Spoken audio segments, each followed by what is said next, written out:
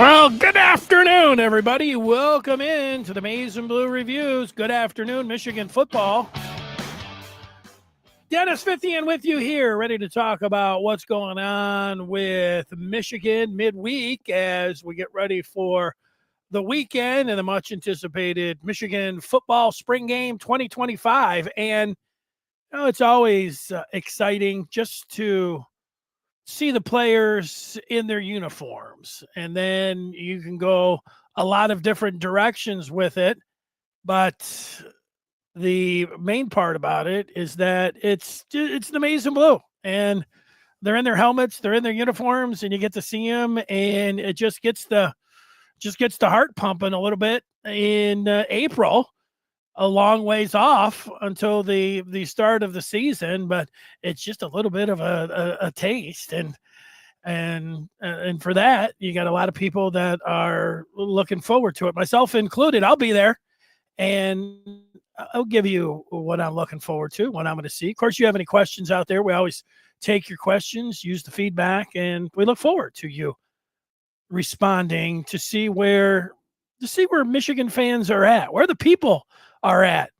The transfer portal is open. We've got some Michigan players going into that transfer portal, and we'll talk about that. Also got some news with the Michigan basketball team with a player turning pro, and we'll look at that Michigan running back room. But let's start out with that spring game. Here we are, and you got it on Saturday, and what we're thinking about is that if you are in and around the game and you're like, what's up, man? We're walking around the stadium.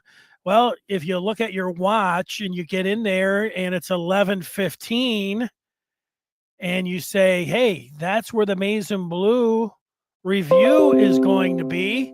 Why don't we take a little walk over there and see what's up?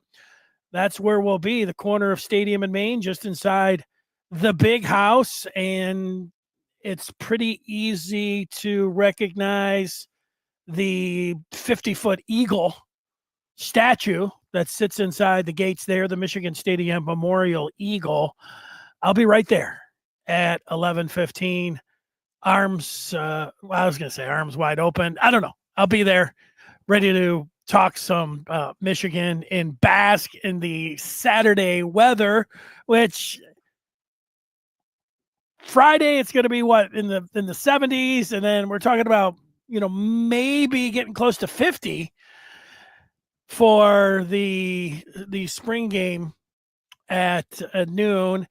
And hey, you take it. 50, hopefully sunny. If it's sunny and 50, that's not too bad. So there you go. Ferris was there last year, and he got that souvenir scorecard. So let's go. And Ferris can't make it this year. We're glad that he's okay. In real time, he was telling us on Monday that the earthquake was happening out there in California.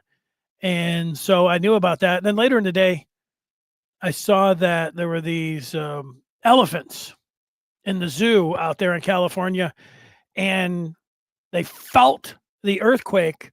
So all of the elephants surrounded the baby elephant. That was their instinct to do that. I thought that was pretty cool. I'd never seen anything like that before. So not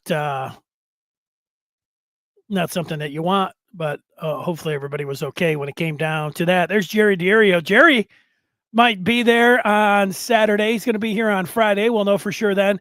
And Scar, who knows? Scar leaving it out there. He says he's 50-50 about coming down to the spring game.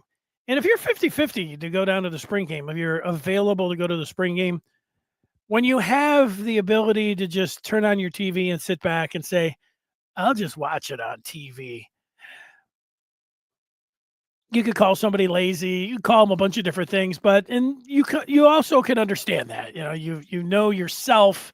You've been in that position many times where you're like, all right, driving, walking, braving the weather, the restrooms, all of that, and then sitting on a bench compared to just chilling at home. and the lazy boy. But, here's one thing that it remains true to this day.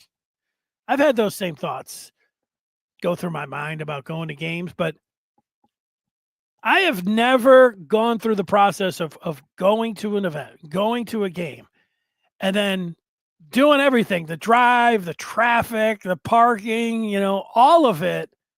And when I got home, I never thought, I wish I would have just stayed home and watched it on TV. Never once has that been the case. And it's always worth it.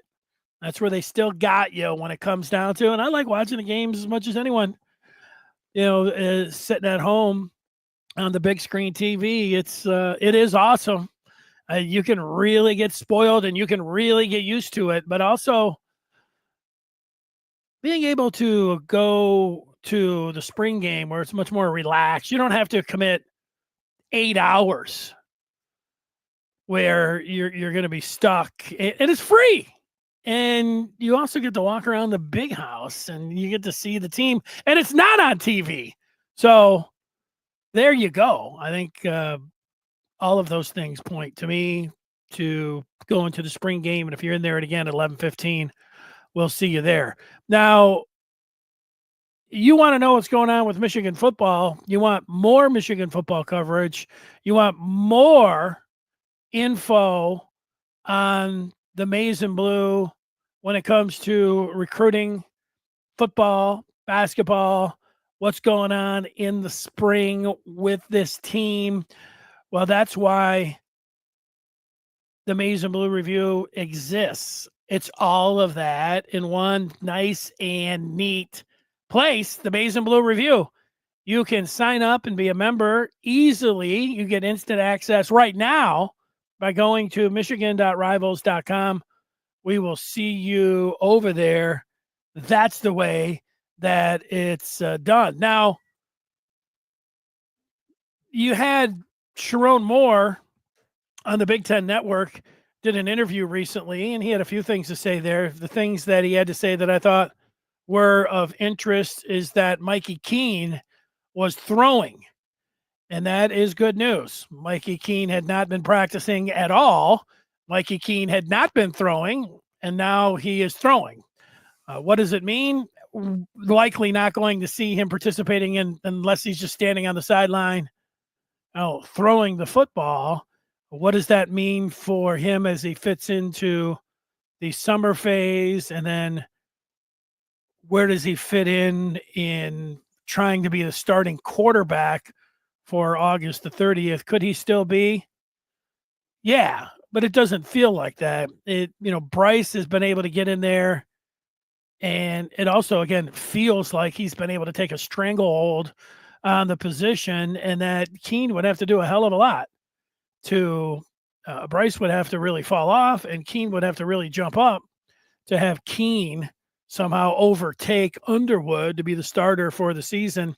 And when you walk yourself through it mentally, you put so many different things in there. Wow, this kid's just a true freshman, and you see the history of the game. Yeah, there have been some as of late. The freshmen are getting on the field, but the part that I came back to before I even knew that Keene was hurt was that, are you really going to take Underwood and just play him in the second half against New Mexico?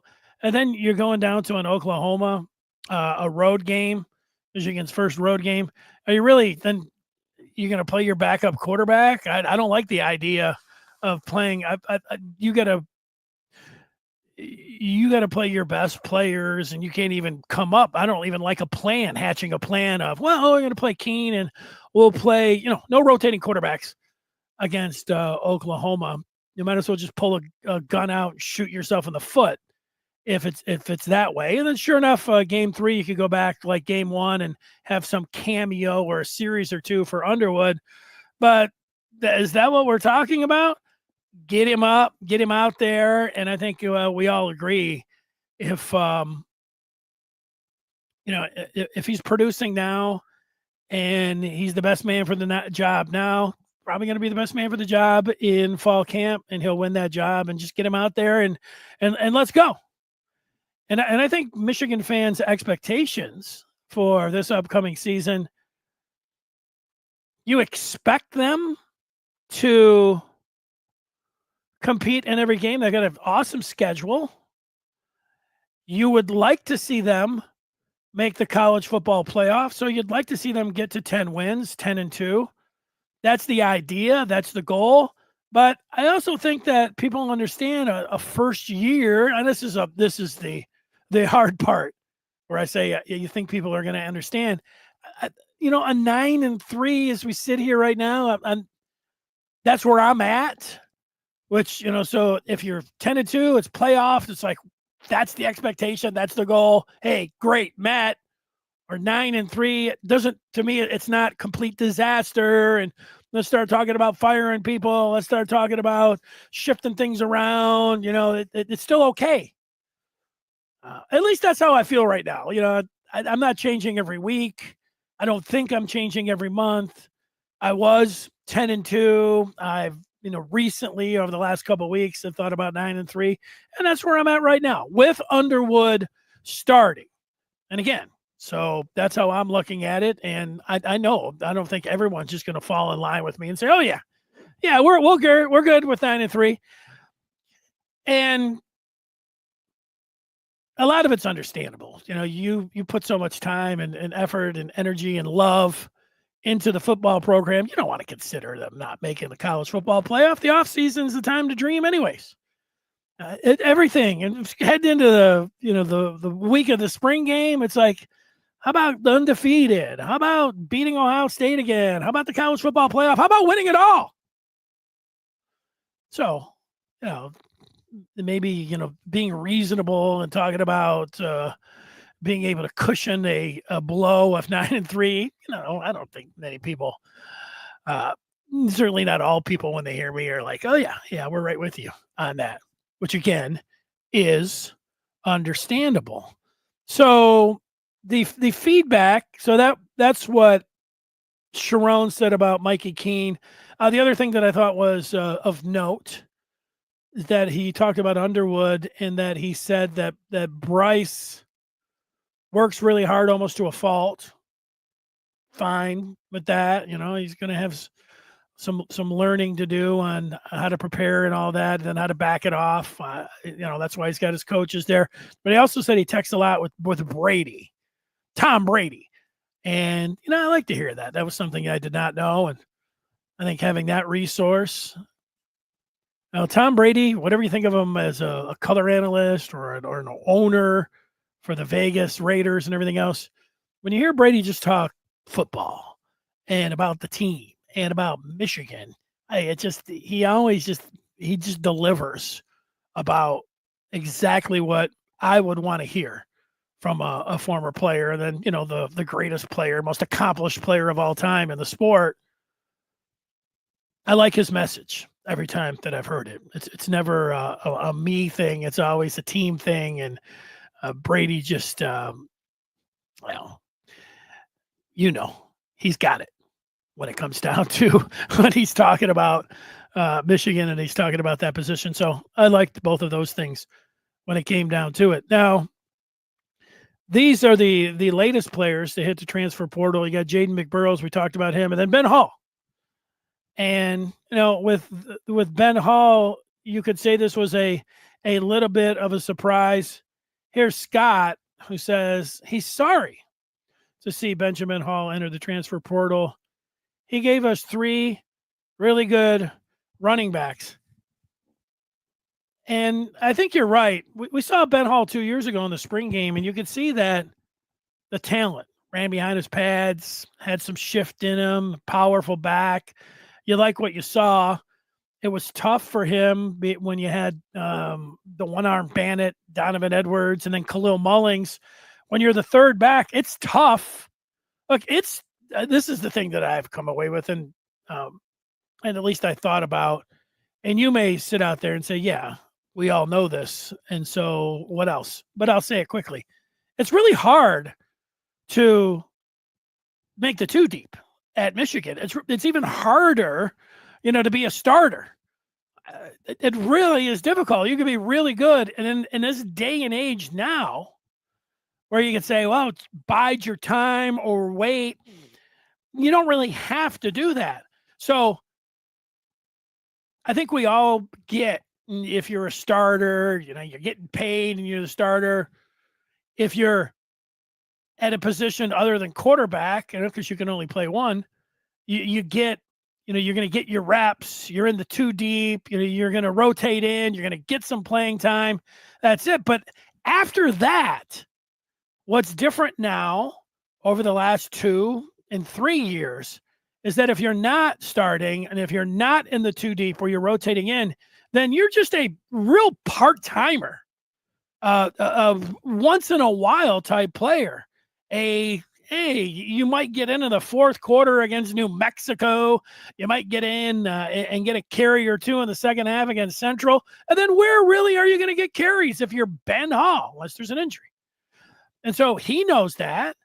And there are plenty of other teams out there he's looking at, and they might be looking for a running back. And, he can get right in there and get some carries. And I don't know about the kind of money but it's playing time and it's money always. And so you can see it. But Hall is a good example for every position besides quarterback and maybe offensive line, a good barometer of how it goes.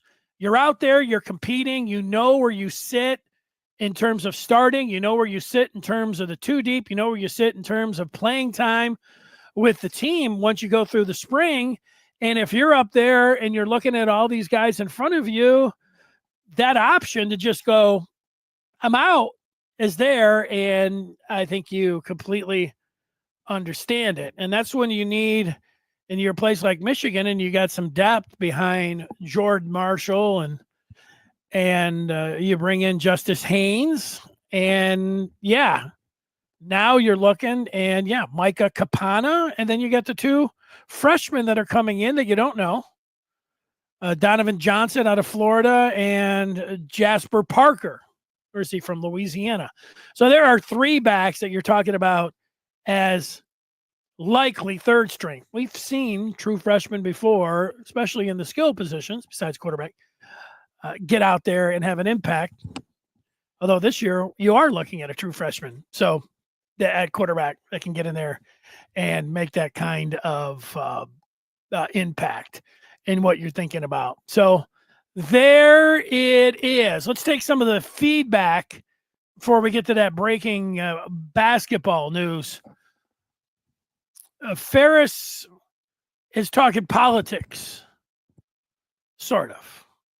He says he thought it was hilarious when J.D. Vance picked up a trophy, first time he picked up a trophy in his life, and he fumbled it on brand for OSU. When I think OSU superfan, I would now think J.D. Vance. Now, I read that J.D. Vance, the vice president, had, I don't know, was it the Ohio State National Championship trophy, and he dropped it and broke it. I didn't see the video, so that's what I know. Was he be able to repair it? But it is funny. It's Ohio State's title. It's broken. It's, politics. It's all those things, so you can have a little good fun with that. I think you're there. Justin says Keene will have to jump Jaden Davis also, he thinks. Maybe. You might be right about that. You could be really looking up. Now, hey, maybe Keene sees these guys, and maybe Keene goes. It's already been talked about. Maybe he goes back into the transfer portal. I don't know what's going to go on when it comes down to it. Smash the Numbers wants to see Underwood wing it. What do we have to lose if he does not do well?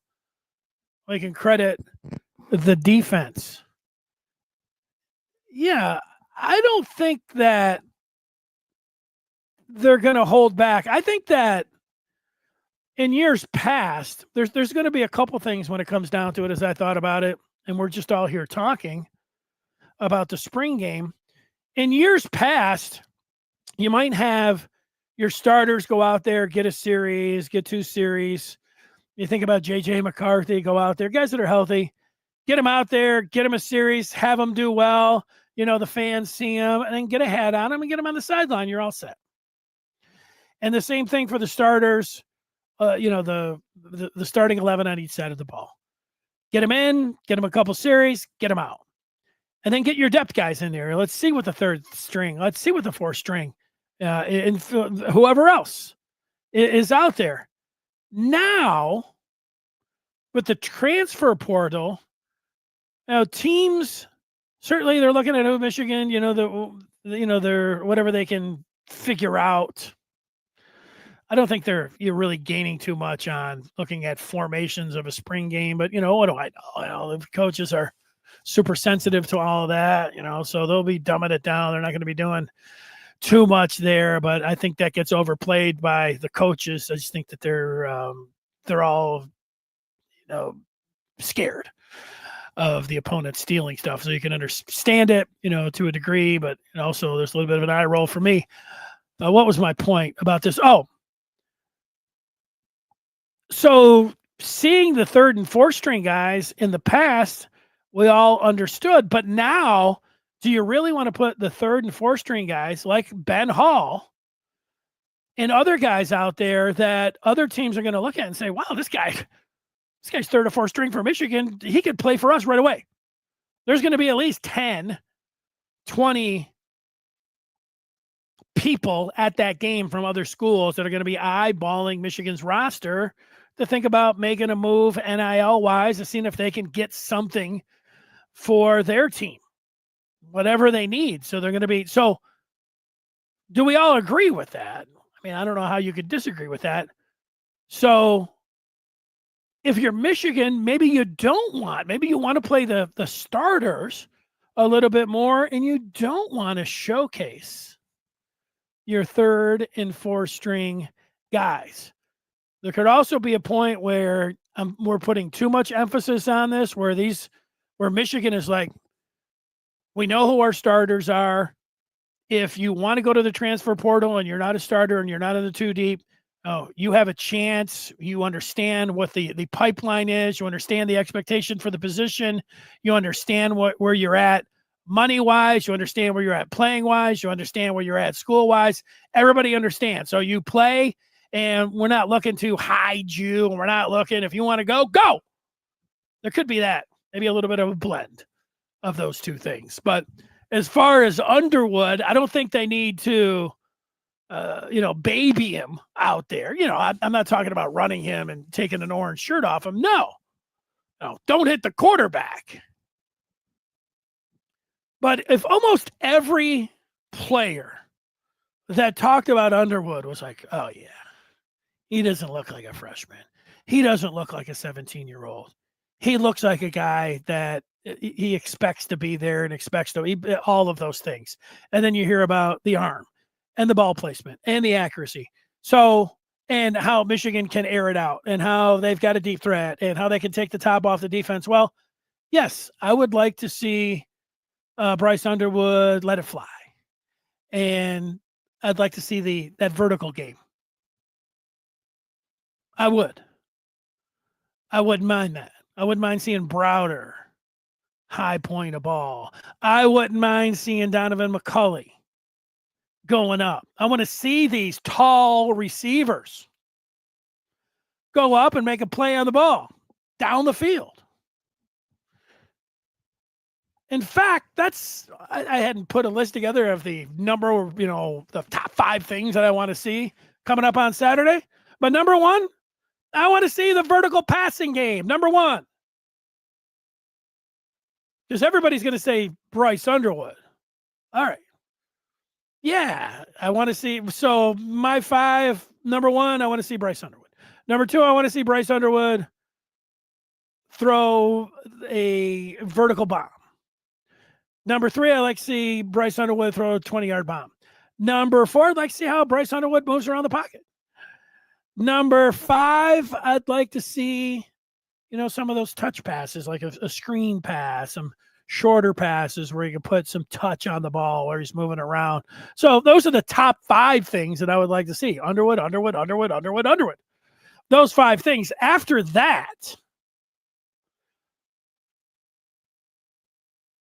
Browder and McCulley. There's It's easy to blanket statement. I want to see Underwood with the receivers. There's one. There's two. Am I going to be able to take, how the offensive linemen and defensive linemen are rotating in? Sure. I'm going to look at all of that. It's pretty important. Justice Haynes, how he looks as a running back. What would be 3 on there? Quarterback, wide receivers. I'm looking at position group. Defensive backs. I want to see defensive backs. As somebody told me 2 weeks ago that they were struggling, I want to see if they look like they are up to the task of, checking Michigan's wide receivers. So the DBs, there's 3.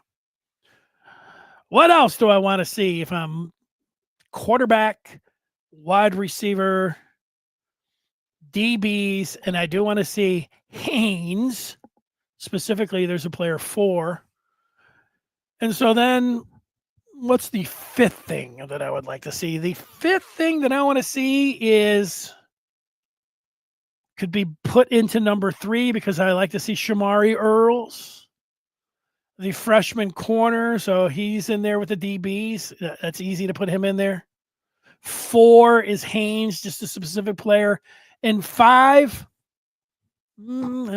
I'll wait and see if I can come up with a 5th one as I'm here. I just talked through it. I could get more specific. The easiest part is, what are you looking forward to from the Michigan spring game? Michigan. You're looking forward to everything. But yeah, after Underwood, what are you looking forward to? After the wide receivers, what are you looking for? After the DBs, what are you looking forward to? After Justice Haynes, what are you looking forward to? There's 4 right there. That's it. Good to see Corey G. What's up, Corey? I was watching Corey J last night for the Orlando Magic in that playoff game. There he goes, Justin. It's great to see Mustafa on here. Justin liked that Brady Norton was talking trash already with OSU. Got no problem with that. Let's see what Sam is saying. He is saying that he saw somewhere else that Marshall is the running back number 1 right now. That running back room is stacked. Maybe that's why Ben Hall left. Well, yeah, Marshall was the MVP and had 100 yards. The ReliaQuest Bowl. And yeah, Justice Haynes. I would think that Marshall would be the starting running back against New Mexico. But I also think that Haynes could get just as many carries. So I think it's kind of a 50-50 split there.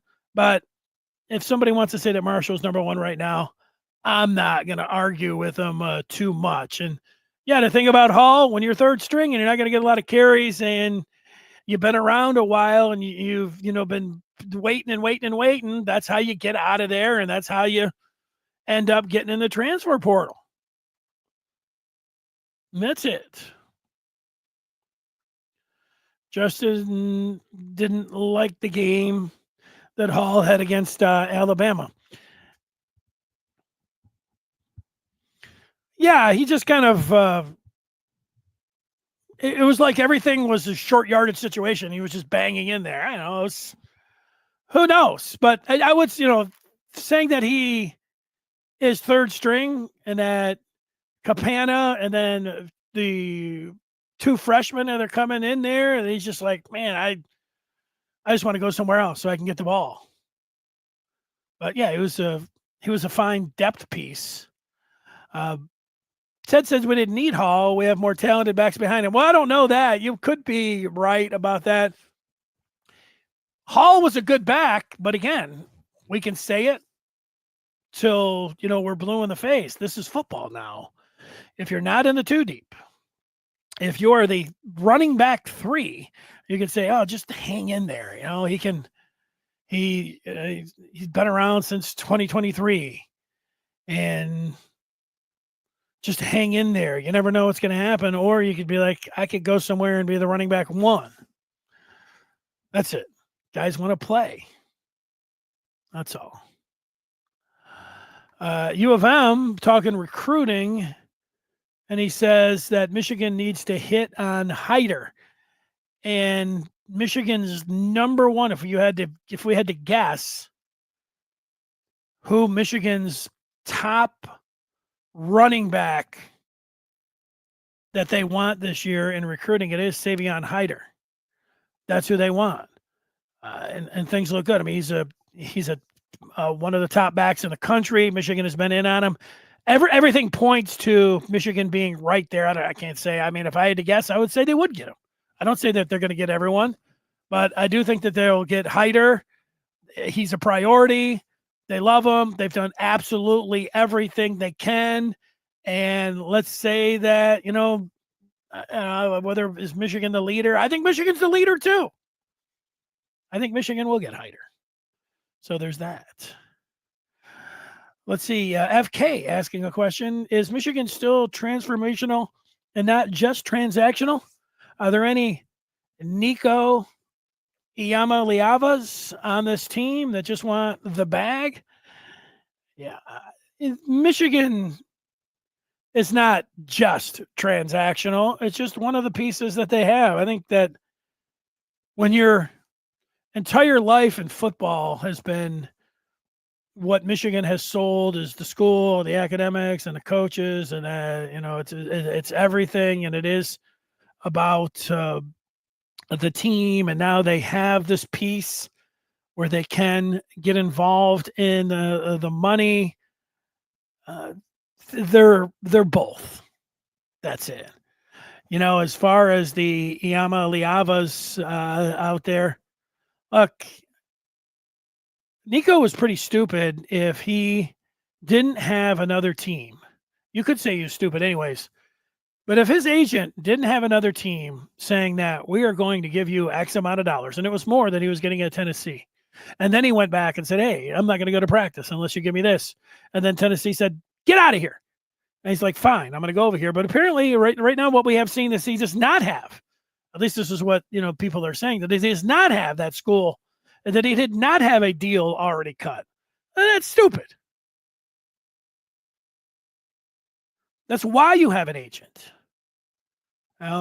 His parent was involved. His agent was involved. This kid's skipping out on a practice when he doesn't have a guarantee from somebody else with more money, and then he hightails it out of there. What a dummy. But, so I don't, every kid, this is the thing.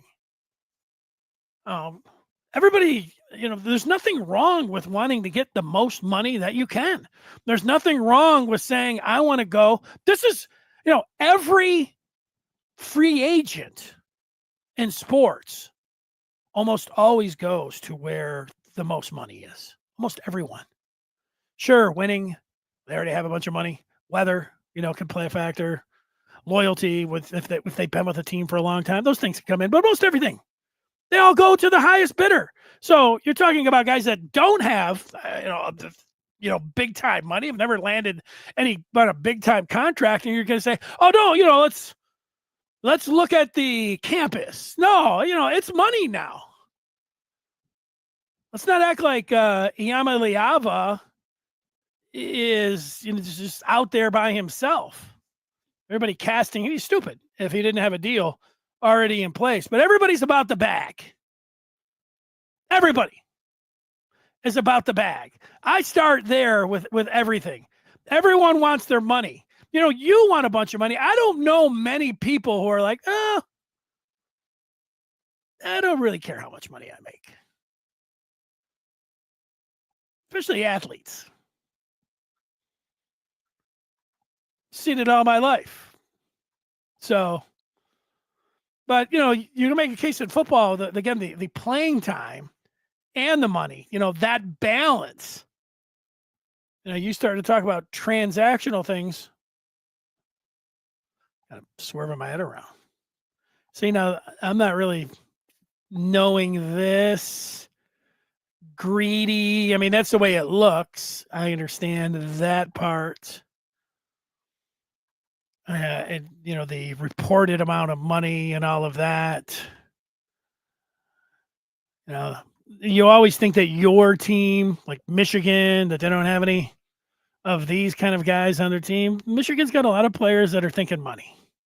Let's just be honest about that. What I would be honest about is that, Michigan is really not different than most of the other, certainly top 10 of the powerhouse football programs, top 25. And I know people that went there, and if you went, or, the people that played football at Michigan or certainly went to the school, those are the people that say, oh, it's special. Every school, says that. But so, Michigan does have everything that you would want. But this part about, and so they are one of those teams. Everything that you could possibly want, they have. But let's not act like that they're separated from all of the other teams in college football. The players are mostly the same. You get into a team atmosphere, you get into a team situation, and you're at a school like Michigan. Sure, you love all of that. But it's like that everywhere. But I don't, what people don't like to hear that. I'm telling you it. You don't like to hear it, but it's true. It's not that different. That's why when you have stuff that goes on with the coaching staffs and, the violations and everything else, you're in a dog-eat-dog bloodbath gladiator sport, and you're over here saying, well, Michigan's different. No, you gotta fight fire with fire, man. You got to get after it. Michigan, you got to get after it when you're out there. And when you do that, you're going to hire, you don't think questionable people, but just like other people, people will, just like everywhere, you will bring in some bad apples.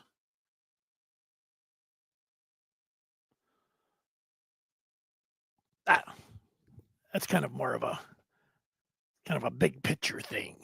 I don't even know how we argue that. Corey, this is right. People just believe what the media puts out there. That's it. People believe. You can't just jump on it however you want to believe it. There you are. Let's go. Justin specifically wants to see Andrew Marsh.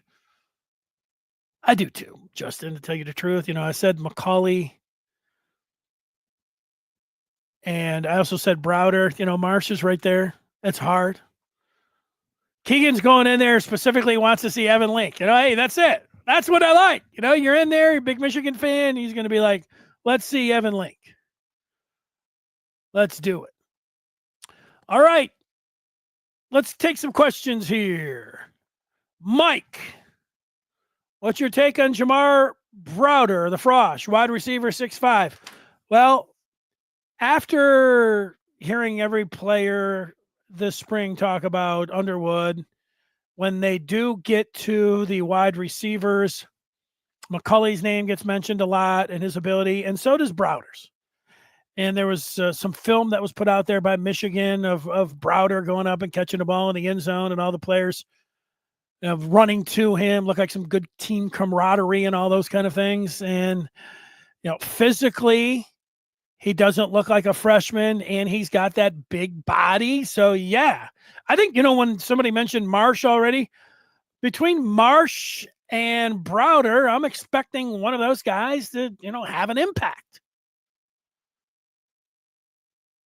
A lot of people, this goes to where you think about the media, a lot of people just, continue to say the same thing. And I have tried to emphasize how long, when people get in here, we start talking about the transfer portal, somebody will say Michigan needs a wide receiver.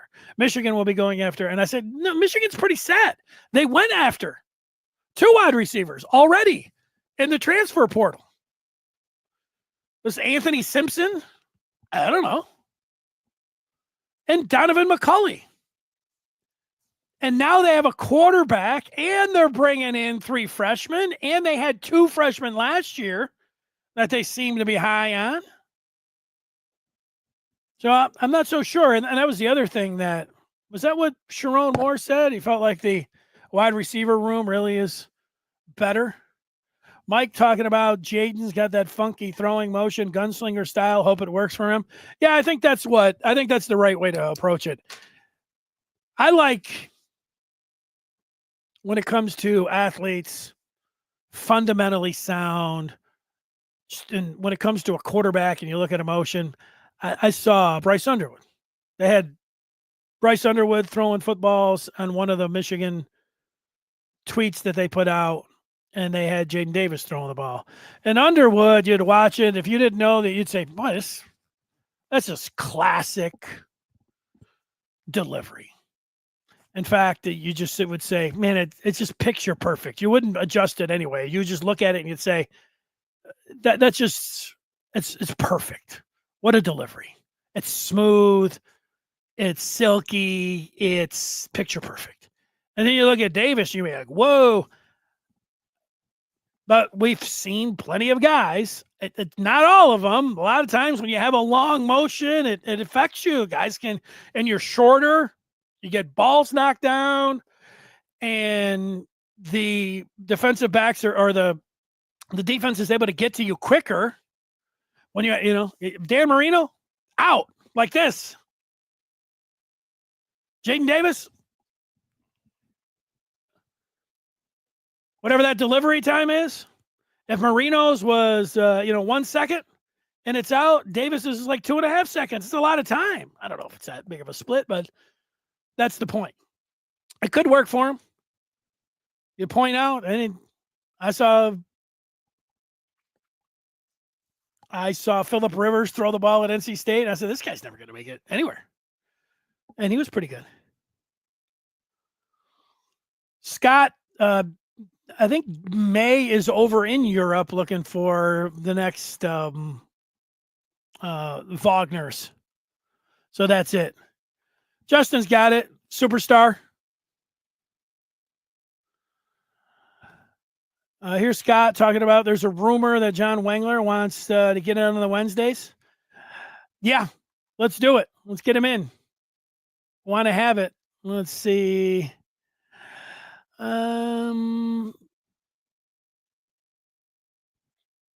Hadley is asking about Doug Karsh. Ask him why he isn't broadcasting the game on Saturday. Well, that's a surprise to me. I thought that he would be broadcasting the game. Is Michigan not having a broadcast of the spring game? Yeah, so that's news to me, Hadley. I didn't know that. I'll have to check on that. I was going to listen to. I'm going to the game, but I was planning on listening to it as well. So that is surprising. I'll look into that. That's the first that I've heard of that, Hadley. So you're ahead of me on that. I didn't know. Keegan. If the NCAA would have been ahead of this decades ago, we may not be in the bad spot we are today. Yeah. Yeah, but they were greedy. And the tough part when you're greedy and the money's just all pouring in, you don't want to say, let's like in any business. I always think of, any of the sports, they're all doing so great. And then they just keep jacking the ticket prices up and up and up. And everybody kind of understands because it's capitalism. And then with college football, all those years, like, why would they want to pay any players when they just get to keep all the money themselves? I mean, why would they want to do it? Let's just keep this going, this gravy train. Who wanted to be the one to say, well, let's maybe this isn't the best idea. I hear you. Justin is saying that Michigan needs a tackle out of the portal. Yeah, I don't know that. They like Link and Norton, the kid from Cal Poly that was going to come in at guard. He's been working at left tackle. He could be the starting left tackle.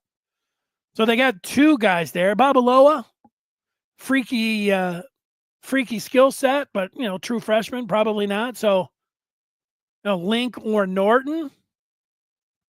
I would think out of those two guys, so they did get into the transfer portal and they did get possibly a left tackle in Norton, although he played guard. And so Link could go to the inside or Link could be the swing tackle, but I don't think that I don't think that they need, unless there's an injury. I don't think that they need a left tackle. And here's the news that came out, if you didn't see it today, that Danny Wolf is declared for the NBA draft. It was 1 year, the Wolf of State Street, and he was better than advertised. You wish that you could get another year out of Danny Wolf because he was so much fun to watch, but he's likely going to get picked in the first round, and good luck to Danny Wolf in the NBA. What else can you say? Good job, Scott. I'm right there with you. Let's take some more feedback. So that's where we're at. Wolf to the NBA, talking spring game here on this Wednesday.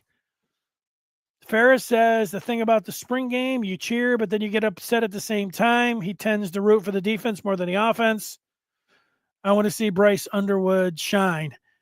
Yeah, this is a little bit, you have to, I don't think you can take yourself so seriously when you're going to a spring game. It's like when you watch exhibition football, for years, I did the Lions post-game show on the network. And if they would lose an exhibition preseason game, people would call up and they would be angry. And you explain to them that really what matters is maybe the first series or the first quarter, depending on what game you're watching. And the final score didn't matter at all. Even though the coaches are saying, we want to win it. Whatever. They can say whatever they want. The final score, the score didn't matter. The score of the spring game doesn't matter. And what you would like to see are guys making plays. And so, I wouldn't want to see, you could say, well, do you want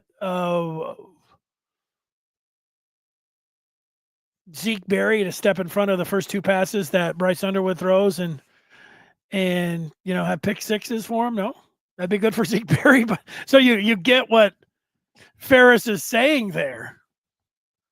I think you just like to see the individual athletes go out and some guys make some plays again.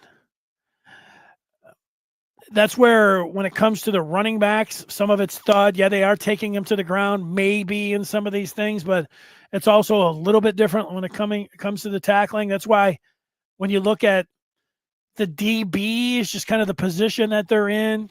You don't want to see guys out of position, blown coverages. I don't know how much you get from seeing the defense and offensive lines where it comes to this, but I do think you'll be able to see a little bit from Underwood. That's the thing when you watch practice, how fast the guy looks, what kind of routes they run, how a DB is turning in and out of his breaks, how the safeties, are fitting in and playing the ball, those kind of things. But yeah, I get it when it comes down to that. And there, Justin says, we hear nothing about the tight ends. I think he was going to say anymore. I don't agree with that. I think they have a very strong position. Colston Loveland was one of the great tight ends of all time at Michigan. He's a great pass catcher. He's going to get taken in the first round. Could be a hell of a pro. So, yeah, he's out. Klein's name, Marlon Klein, he's one of the fastest players on the team, and he's also one of the biggest. Good combination. He's one of the fastest players, and then he'll also block. If you watch Jim Scarcelli do any of his film work, he is always pointing out, oh, yeah, look at 17 here. He'll block. So, Klein, and then I think we also know that Hogan Hansen looks like he's going to be the next great one. Klein and Hansen, those are two really good tight ends. Priestcorn got hurt in the bowl game. we don't really know about his status. You got Zach Marshall and Tonelli, probably special teams guys there. They've got Owens coming in. He's more of a fullback, H-back, but I think that with Klein and Hansen, you're talking, I guess Bredesen's a tight end too, right? So you want to put him over to H-back. They're pretty strong there. But also, Klein has been mostly, we've seen Hansen more of a pass catcher. I'd like to see Klein making some more plays. Now, he made a play last year in the spring game. So that's it. Let's see what Hadley's saying. The Ann Arbor station that carries the game. Yeah, you could have said the local Ann Arbor station that they're not going to have a spring game. I don't know. Maybe Doug's. I don't know. That doesn't make sense to me. So I don't know. I don't know why they wouldn't do it, especially when they don't have. You understand I'm not televising it because of the portal, but is there somebody that's going to be listening to the game that they're going to give some analysis? So that wouldn't make any sense. So it doesn't make sense to me at all, Hadley. So if Doug wasn't available, I think they should put somebody else in there to do the spring game. Because there are people that want to hear what's going on that might not be able to get down there. So it's a surprise to me. Dave in the D says the only position group I see as a need in the transfer portal is offensive line. If they add a big-time piece on the O-line, then a playoff berth is right there for them. Well, I would say that the offensive line is key for any team. It's really key for Michigan, the way that they want to play. It's even more of a key for Michigan this year, knowing that they're likely to have a true freshman quarterback under center. So I'm with you on that. Do you feel solid about Krippanet center, and then the guards with El Hadi, and whether it's going to be a Fabi or Norton or Link at one of the other guards? It seems like everyone feels like Sprague out there at right tackle. And then, so they are looking. I saw Josh Henschke from the Maize and Blue Review, the editor of the Maize and Blue Review last week, was saying, I'm trying to see if I can remember who it was. They were kicking the tires on an offensive lineman, and I think it was from it might have been another D2 school. I'm trying to think if it wasn't another player from Ferris, I don't think.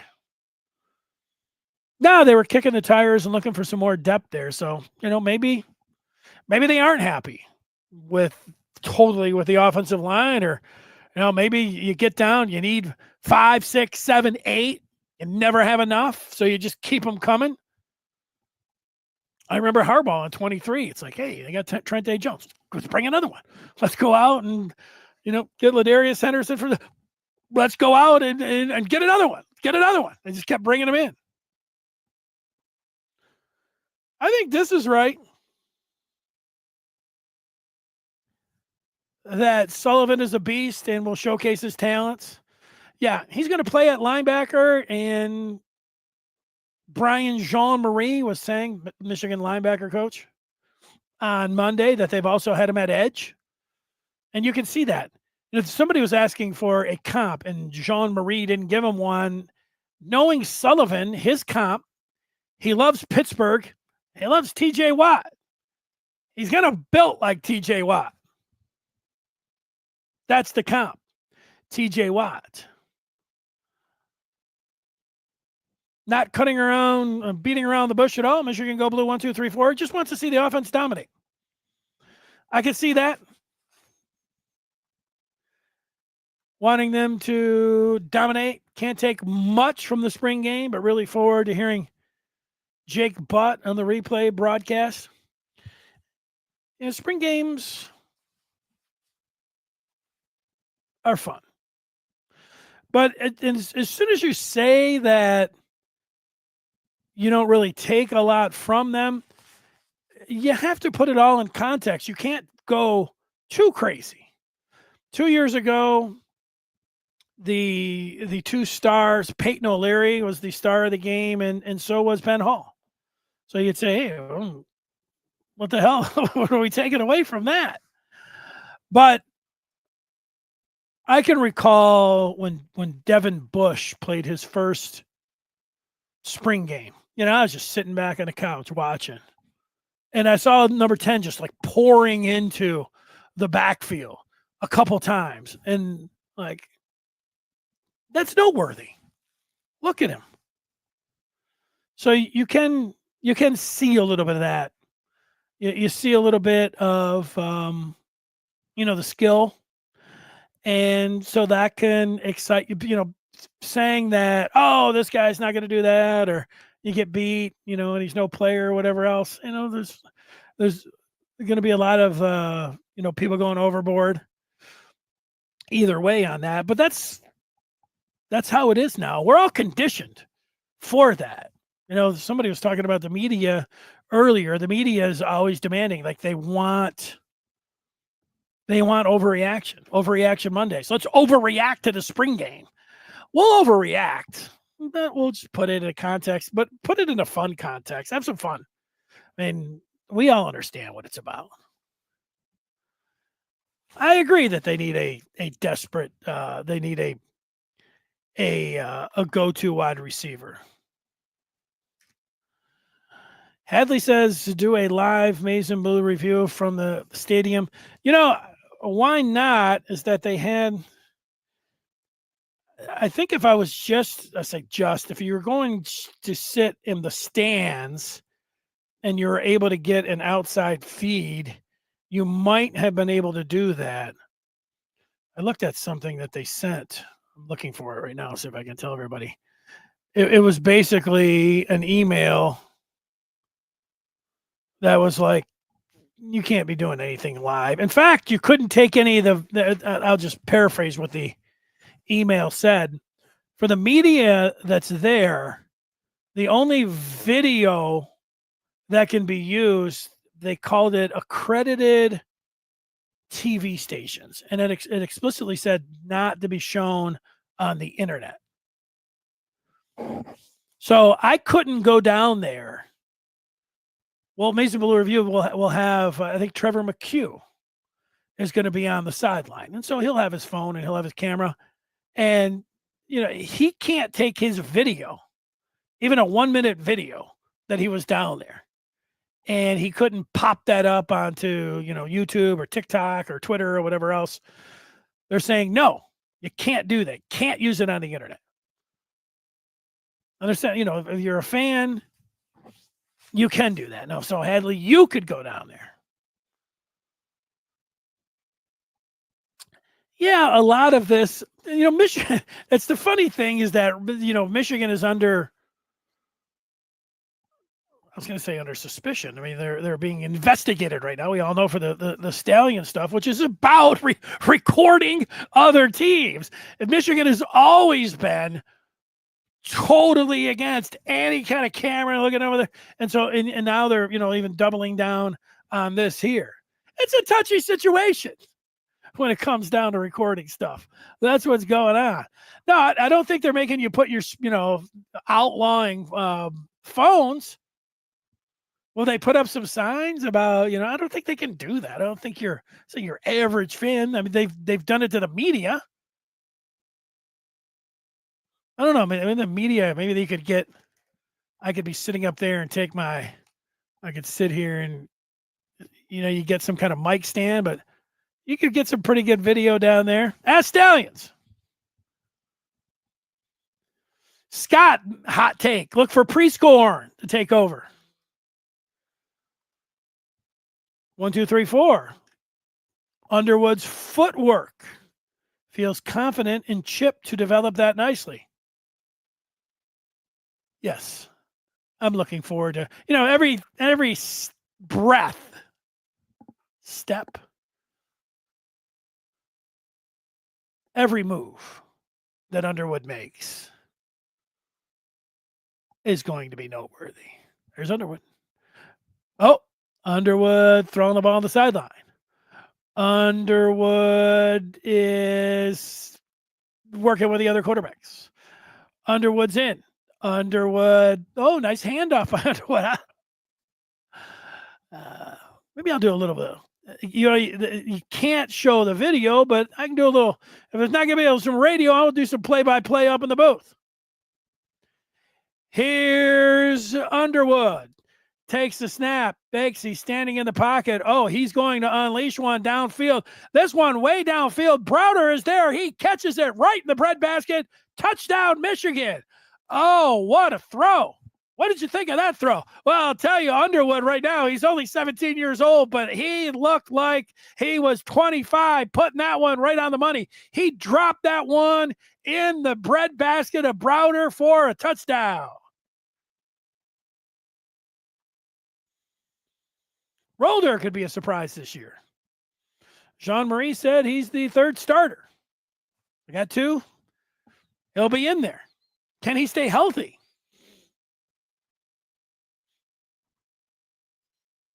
Will Stallions be at the game? Can Stallions go to the game? I don't know. You know, the way Stallions is, I could see him. He shows up at the tailgates. He's out there. I see people getting pictures with him. And so could I see Stallions be at the tailgates and then set up a little... I would like him if he had his little Groucho Marx routine that he had on. He should wear his Central outfit, and he could go down there. He could have binoculars. What would be the funniest thing if he had actually a camera that was sitting on there? He had a Michigan jersey that said Stallions on the back, and he had a full camera. It was sitting in there. Stallions running around. I mean, what are they going to do? You see all those maize coats circling him. We've got a situation. Stallions will be there. My guess is that Connor Stallions has milked his fame. And I'll be honest, I don't know how you feel, but 50% of Michigan fans feel like Connor Stallions is a hero. Yeah, so Stallions could broadcast the game. I mean, he's not in the media. He's about to get a show cause for at least 2 years where he can't have anything to do with college football, but right now he doesn't. So absolutely he should be at the spring game. People like, he's a celebrity. What else is he going to be doing? I don't know. I see some of his tweets, these like paragraph, what would I call it? What was that thing this manifesto? I see these manifestos that he's tweeting out. Yeah, absolutely, he's going to be at the game. Scott says maybe it is Ferris State that Michigan's sniffing around. They got another offensive lineman there. Can I do play-by-play analyst and the sideline? That's good. Let's go down to the sideline. Let's see what happened. I'll tell you, Browder put a move on it. It was a double move, and he just put his foot in the ground, and when he went out there, he just stuck his hands out, and when he stuck his hands out, the ball was there. Back to you. Well, if this is even an inkling of what Michigan we're going to see from the fall, from the connection of the two true freshmen, Underwood to Browder, then hold on to your hats, folks. Michigan has a home run threat. Michigan has a passing game and a vertical threat to go with their smash mouth approach on offense. And with Wink Martindale,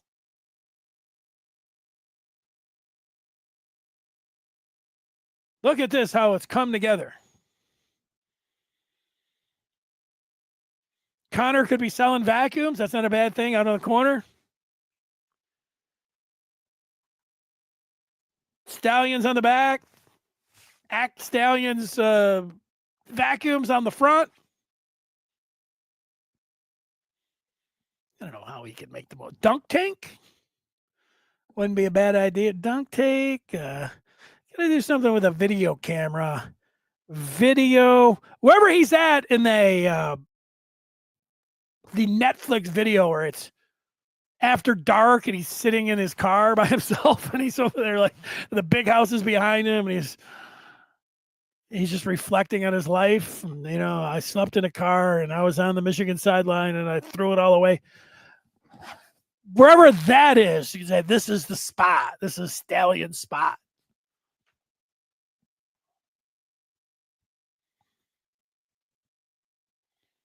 I'm surprised, Stallions he'll be doing something soon. Somebody will hire him.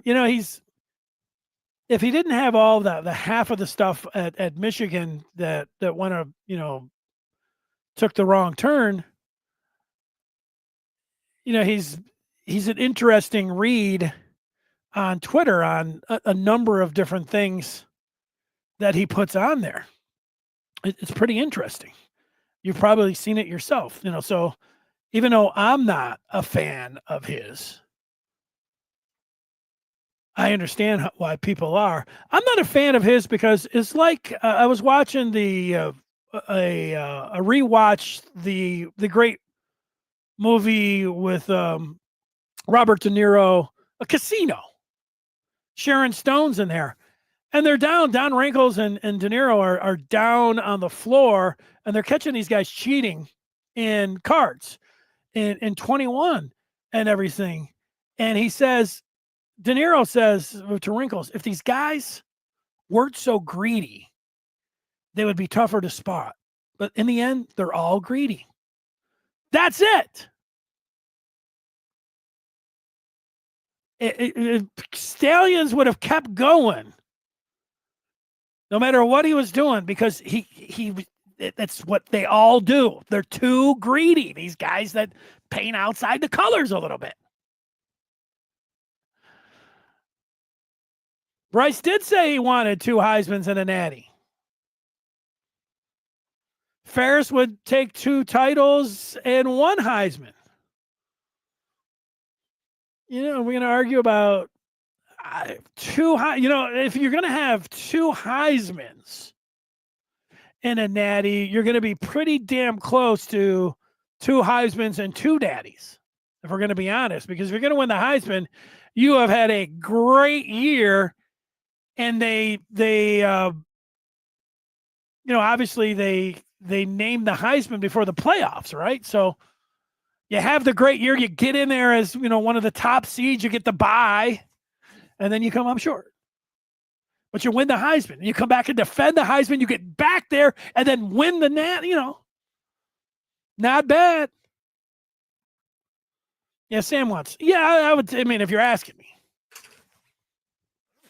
I'll take either one. But yeah, 2 titles, 1 Heisman. That's it. All right, so Friday, we'll be back with you.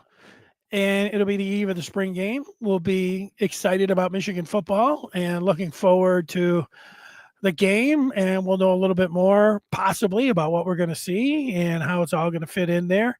And so I look forward to anyone that's going down to the game. It's going to be walking around the stadium. Come see us over at that War Memorial Eagle that's inside the stadium on Stadium in Maine, right there. Easily spotted. We'll be down there. And if not, we'll have all the coverage on the Maize and Blue Review. It'll be exciting. I agree with that, Keegan. Maybe that's for another time. He says, make the Heisman after the playoffs. Yeah.